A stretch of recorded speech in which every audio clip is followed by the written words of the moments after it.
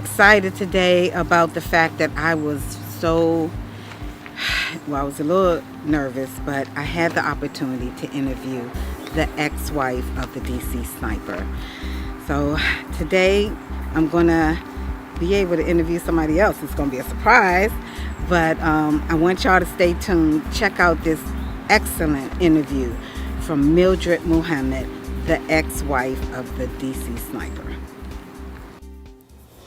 I am so excited. Today I am here with Mildred Muhammad, the award-winning global keynote speaker and representing domestic violence. How are you today? Oh, I'm doing well. How about you? I am doing great. I thank you so much for coming out and just willing to share your awesome story with all of us, actually. I'm going to get started by basically asking you the most important question to me. How did you, I think for a lot of us, we don't even really recognize the signs of domestic violence. How did you get to the point where you were like, okay, this is not right, I'm going to have to make a change or, whatever it is to remove myself from this situation? Give me a little bit about your backstory and how all that came about. Well, first of all, thank you for the opportunity for me to share my story with you and your audience. 80% of victims do not have physical scars to prove that they're victims. So when John said to me, "You have become my enemy, and as my enemy, I will kill you," that was when it was time for me to go. Because most people don't have scars to prove that they are victims. I didn't have a scar at all, and the hardest part of that was nobody believed me. And so when you're trying to go to family or friends and you're trying to find a way to leave, and then you realize that it's all up to you, then you have to begin to be creative. You have to put in place those systems that you will need in order to leave. John didn't change until he came back from Desert Storm because he was in the military. Prior to going to Desert Storm, he was the life of the party. He was the go-to guy to have fun. He would talk about everything. I mean, our conversations would be ongoing. However, when he returned, he didn't want me to know what was going on inside his head. He became distant. He would rock back and forth, sitting in a corner. He was diagnosed with PTSD, which is post-traumatic stress disorder, but he was not debriefed once he came back. So that is what I had to try to find a way to understand, because the man that I married is still in Saudi, and the one that came back is a total stranger. Interesting. How did that affect the children? Well, at the time when he came back, we only had little John. Okay. And so he was paramount in helping him to become stable. Then came Selena, and then came Taliba. And by the time we had Taliba, we were at Fort Lewis in Tacoma, Washington. Okay. And we got out of the military, started our own business. It was Express Car Truck Mechanic. It was a mobile auto repair service. And that's when things started to manifest in how he would want to isolate us and not want anybody to be around. And those little red flags start to come up, and you think, So at that point, when did the situation get to the point where it's like, okay, gotta leave, or I gotta split, or this is not working? Well, I had asked John for a divorce because he was having multiple affairs. He said he didn't want one. I said, well, you acting free, you may as well be free. So he moved out, but he still had a key to the house. He would come in the middle of the night. I would hear the key going in the door. He would walk around the bed from one side to the other, lean over to listen to me breathe, stand up and walk out the house. So that's when I realized I needed to get the locks changed, and I did. So you get one thing fixed and then something else goes wrong. So now my phone is not ringing, and a friend of mine called to check on me and the children and asked her how did she get the number. She said, well, John changed your number and gave it to me, so I'm just calling to check on you. And I said, well, okay, well, you know, my children have asthma, so let me get the number. She didn't give me the number. She said, I'm not giving you the number. And she hung up. So I called the phone company, explained to them what was going on, and they gave me a new number. As soon as I hung up the phone, it rang. And it was John. He said, who told you to change this number?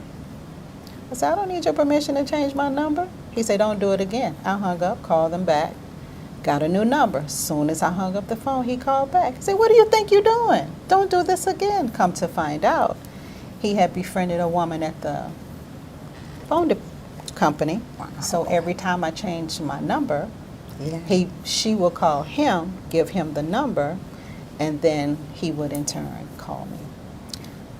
Wow. Okay. So at this point, this quits for you. Done. Well, yes, because I asked him for a divorce. But when I went to try to get I had to get a restraining order. They gave me a lifetime restraining order because they understood how dangerous he was. As I said before, he said, you have become my enemy, and as my enemy, I will kill you. But we still had to have visitation with the children. Mm-hmm. So the first weekend went fine. We got somebody to pick him up and take him to him and bring him back. The second weekend was my mother's birthday. He was supposed to bring him back on that Sunday. He didn't bring him back.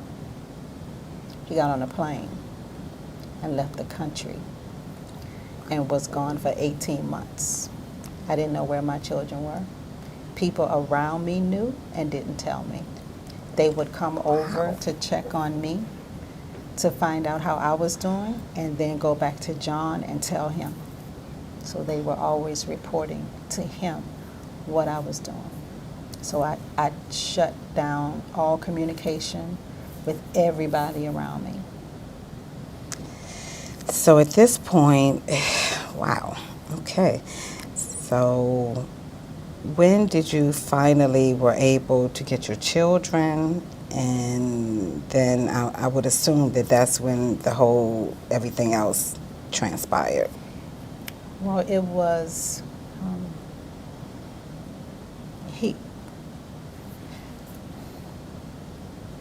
after he took the children, my cycle wouldn't go off. So I lost 3 units of blood. I passed out. They took me to the hospital. They put me on a blood transfusion. John called my mother and said, I'm on my way to kill your daughter. Somebody told him I was in the hospital. So she called the hospital. They took me out of that room, put me in another room, posted a guard outside my door. The social worker came and said, you can't go home. They put me in hiding in a shelter, changed my name, changed my clothes. Nobody knew where I was. So once I was in the shelter, I was able to get my restraining order, get my divorce. My mom was over here in Maryland. My sister called and asked me to come to help her, which I did. That's when I came over here. Went into hiding again, called the FBI, told them what was going on. They said that because this was an ongoing case, they couldn't help me. Mm-hmm. And they asked me to call the office in Seattle because that's where it started. Mm-hmm. So I called them and told them what was going on, and they said, well, you know, Ms. Muhammad, since we know he's looking for you, what we want to do is we want to put you in the middle of a parking lot, use you as a decoy. This way we can lure him out. I said, excuse me? It's going to be a headshot. You're not going to know which way the bullet came from. They said, we're just trying to help you out. And I hung up the phone, so I didn't go through with that. So it wasn't until August the 31st of 2001 that I got my children back and had to fly back to Tacoma. Had to face John in the court. He tried to attack me in the courthouse.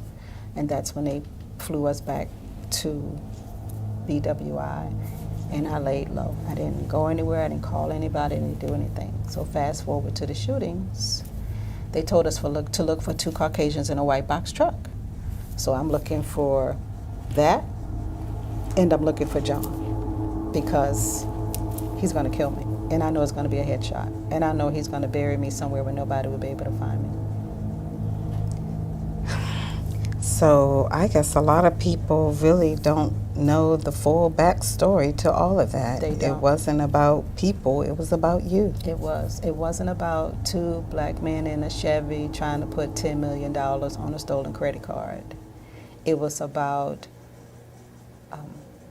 the theory was he was killing innocent people to cover up my murder so that he could come in as the grieving father and get custody of our children and the $100,000 compensation they were giving to the victims of the sniper. Wow. So prior to, say, October the 23rd, ATF knocked on my door, said, we need for you to come down to the police station. And that's when they say, Miss Muhammad, we just going to have to tell you, we're going to name your ex-husband, he was my ex-husband, as the sniper. But do you think he would do something like this? I looked around the room and I said, yeah. They said, well, why would you think that? I said, because he said I could take a small city, terrorize it. They would think it would be a group of people and it would only be me. I said, why would you do something like that? I say, well, he changed the subject. And that's when law enforcement said to me, Ms. Muhammad, didn't you know you were the target? I say, why would I think that? I say, well, there was a man shot 6 times down the street from you. There was another man shot in the abdomen 2 miles from you. You were the target. And they put me and my children, my sister, my brother-in-law in protective custody until they caught him. That's the part people don't know. Right, right. Thank you. I know It's not. Yeah. We good. And that's a good thing. That's a great thing. Doesn't bother me. Yeah. So, thank you so much for that. And for women that are going through this now, I'm sure that I even think back about the woman that was set on fire. There's just so many stories. But I think a lot of women just do not know what to do. I know you're a spokesperson now. What do you have that can empower and help women that are going through what you went through? And maybe not as much, the end type part of your story, but just in general, the things that we go through or women have gone through with the controlling. How can they get away from it? What suggestions do you have? Well, because 80% of victims do not have physical scars to prove that they're victims, then that means that they may not even know they're in an abusive relationship. So I would suggest the first thing to do is get a sheet of paper, draw a line down the middle, one side pros, the other side cons. And you're doing this based upon the relationship, not the individual, because we all change, we're all flawed. So we're just looking at the relationship. So when you start to write down these pros and cons, then what you have to do is separate your emotions from the actual facts, which means he hit me, not he hit me because. Once you put the because, then you're making excuses for him. Yes, you are. Or her, right? So when you write a pro, he paid the bill today. Don't put the because. Pros and cons, straight like that. Just like Judge Judy says, just the facts. Just the no facts. Dr. Phil, Oprah type emotions that you have attached to that item that you're listing. Just the facts. Because you cannot make a decision based on emotions. You will go back every time. Every time. So you have your facts. Whatever is at the end of the pros, if you have more pros than cons, then you look at the cons and say, you know what? We can work on this. We can work on this relationship and we can get this right. But if the cons outweigh the pros, you have a decision to make. You have a decision to make. Some choose to leave, some choose to stay. But understand that's your decision. and no one should interfere with how you decide to live your life. It is your decision. If you stay, it's your decision. If you leave, it's your decision. If you decide to leave, the best resource that is available right now is a website called domesticshelters.org. Okay. It is a national resource. You go to that website, you type in your state, and it will bring up the cities. Click on your city, and all of the resources for your city is listed there. It is the best one. It has legal representation. There are articles to read if you want to find out more information about your situation, on what to do, how to handle a narcissist or a sociopath, right? Yes. That's the best resource that we have now. That is awesome. Domesticshelters.org. Shelters.org. Very good. Thank you for sharing that. Yes, ma'am. So in closing, I want you to, I know you said that for you, you did some self-counseling because, you know, you weren't able to really depend on any other type of counseling. So can you just tell people what book it was again that you said that you used to kind of help you with your situation? I think no, it wasn't. Okay. I just went to the library. I got a book on counseling. Okay. And I learned how to counsel me and my children myself. It was a high-profile case, and it was difficult to find ethical counselors. And I Okay. needed my children to move from being emotionally balanced children to emotionally balanced adults. Very good, yeah. So I just try to make sure that people understand sometimes we do need some help emotionally. So that was great that you were able to do that. Let people know how they can follow you. Your website, I know it's awesome, so I would like for you to give any type of number or email or anything that people can use to get in touch with you. And if you're open to bookings and things of that nature, that as well. Well, to follow me, you can go to www.mildredmuhammad.com. You can follow me on Facebook. Twitter is twitter.com/MildredMuhammad. I have a LinkedIn page as well. If you want to contact me because you need assistance in your situation, you can email me at afterthetrauma@yahoo.com. I always respond within 24 hours because I know what it feels like when you're waiting for someone to contact you and they don't. I will respond within 24 hours. That is awesome. Thank you so much. Is there anything you'd like to say in closing and share with people? Maybe just a word of empowerment will be great. If you could leave that with all the people.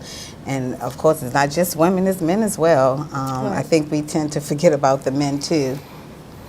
Well, when you're going through domestic violence situation, you have to be able to listen to your own spirit. Other people can tell you what they think you should do, but you have to trust that you know what you should do. That's what I had to do. I had to turn off the voices of other people in order to tap into my own spirit and know which way I had to go. Many people didn't feel like I was doing the right thing. Didn't matter to me because I had to do what was best for me and my children.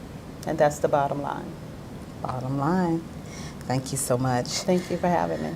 So we're going to head on out of here, but guys, if you have any situations that you, like she said, need to get out of, domesticshelters.org. Make sure you check that out.